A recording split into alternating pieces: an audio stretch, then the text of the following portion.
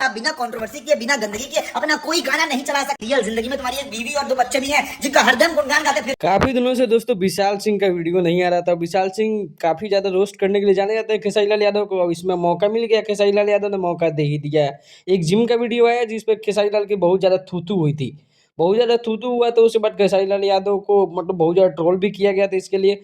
और वो कहते बोल रहे थे कि अरे ये तो जिम का वीडियो है, बाकी लोग भी तो जिम करता है, तो बॉलीवुड वाले भी जिम करते हैं तो इसी तरह का वीडियो डालते हैं। अरे भाई, तो बॉलीवुड नहीं ना है, अपने यहाँ का समाज है, संस्कार है, संस्कृति है, उस पे जो है विशाल सिंह ने इनको अच्छी तरह से रील दिया है। अब विशाल सिंह वीडियो लेकर आए हैं, उसमें बहुत सारी बातें, छोटी सी ही वीडियो में बहुत सारी बातें कह दी है कि आप हर जगह अपनी बीवी बच्चों का गुणगान करते हैं, बीवी है बच्चे हैं, तो इस तरह का वीडियो आपको बनाना शोभा देता है क्या?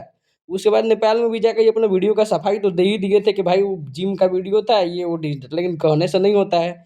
आप जो है क्या दिखा रहे हैं, क्या प्रोजेक्ट कर रहे हैं, उस तरह से आपको अब आपकी चीज़ों का समाज पे बहुत ज़्यादा असर पड़ता है।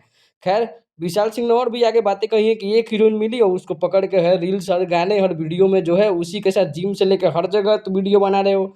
बाकी किसी को भी मौका देना चाहिए।